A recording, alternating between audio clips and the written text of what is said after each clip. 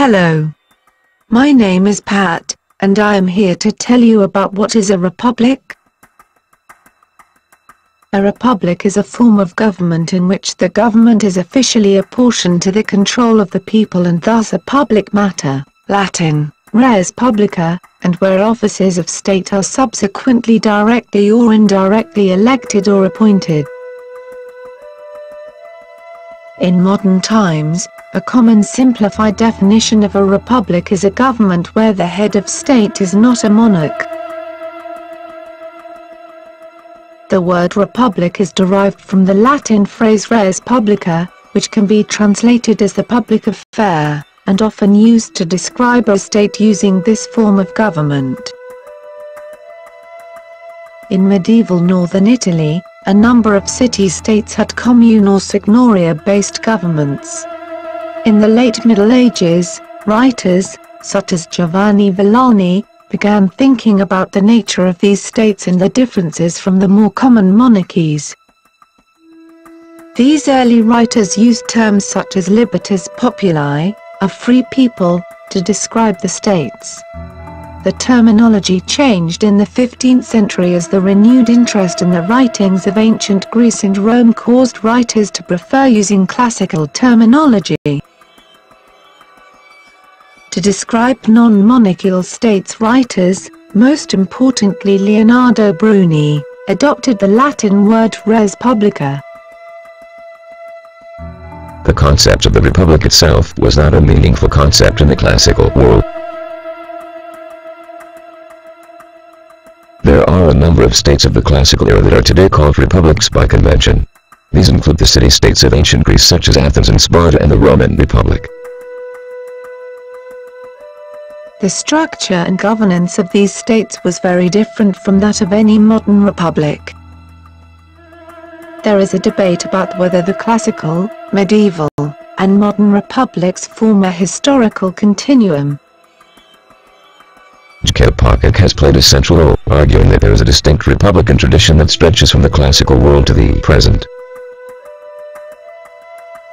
Paul O'Rady, for instance, argues that the classical republics and a form of government with few links to those in any modern country.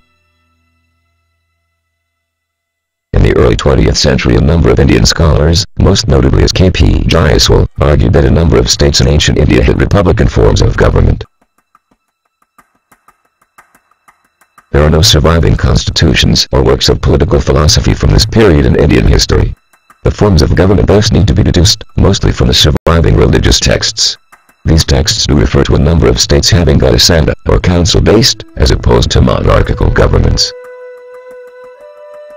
In the pre-modern period, republics are generally considered to have been a solely European phenomenon, and states in other parts of the world with similar governments are not generally referred to as republics.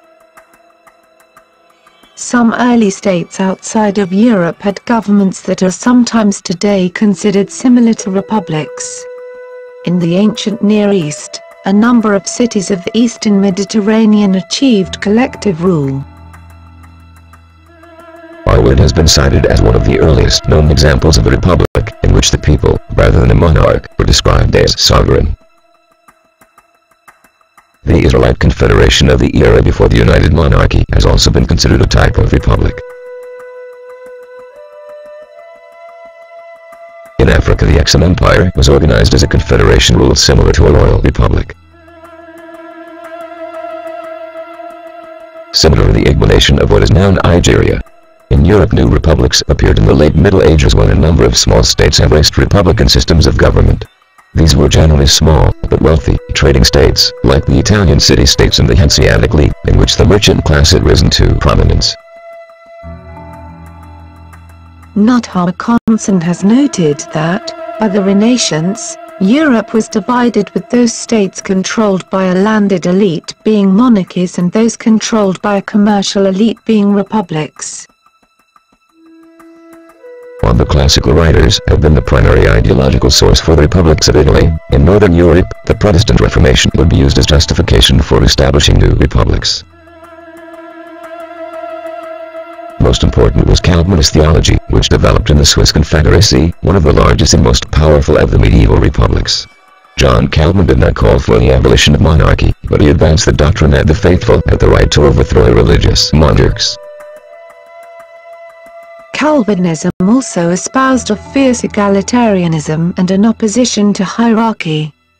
Advocacy for republics appeared in the writings of the Huguenots during the French Wars of Religion. Among the monarchies that collapsed after the First World War was that of Russia. The Russian Revolution first saw the establishment of the Russian provisional government on the lines of a liberal republic. But this was overthrown by the Bolsheviks, who went on to establish the Union of Soviet Socialist Republics, the first republics established under Marxist-Leninist ideology. Communism was wholly opposed to monarchy, and became an important element of many republican movements during the 20th century. The Russian Revolution spread into Mongolia, and overthrew its theocratic monarchy in 1924. In the aftermath of the Second World War, communist partisans gained control of Yugoslavia and Albania, ensuring that the states were re-established as socialist republics rather than monarchies. The current usage of republic in Muslim countries is borrowed from the Western meaning, adopted into the language in the late 19th century. The 20th century saw republicanism become an important idea in much of the Middle East, as monarchies were removed in many states of the region. Some, such as Iraq and Turkey, became secular republics. Some nations, such as Indonesia and Azerbaijan, began as secular. In Iran, the 1979 revolution overthrew the monarchy and created an Islamic republic based on the ideas of Islamic democracy. With no monarch, most modern republics use the title president for the head of state. Originally used to refer to the presiding officer of a committee or governing body in Great Britain, the usage was also applied to political leaders, including the leaders of some of the 13 colonies, originally Virginia in 1608. In full, the President of the Council. The first republic to adopt the title was the United States of America. Keeping its usage as the head of a committee, the President of the Continental Congress was the leader of the original Congress. When the new Constitution was written, the title of President of the United States was conferred on the head of the new executive branch. Today almost all republics use the title President for the head of state. In liberal democracies, presidents are elected either directly by the people or indirectly by a parliament or council.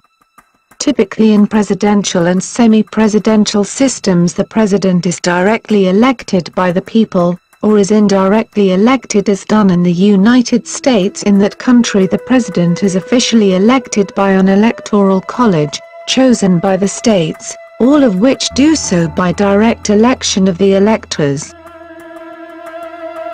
A distinct set of definitions for the word republic evolved in the United States. In common parlance, a republic is a state that does not practice direct democracy but rather has a government indirectly controlled by the people.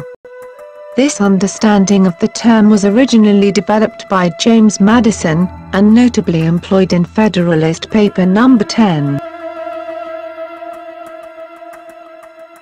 This meaning was widely adopted early in the history of the United States, including in Noah Webster's Dictionary of 1828. It was a novel meaning to the term.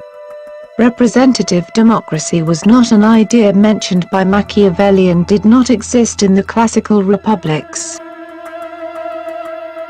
The indirect election of the president through the Electoral College conforms to the concept of republic as one with a system of indirect election. In the opinion of some, direct election confers legitimacy upon the president and gives the office much of its political power. However, this concept of legitimacy differs from that expressed in the United States Constitution, which established the legitimacy of the United States President as resulting from the signing of the Constitution by 9 states. The idea that direct election is required for legitimacy also contradicts the spirit of the Great Compromise, whose actual result was manifest in the clause that provides voters in smaller states with slightly more representation in presidential selection than those in large states.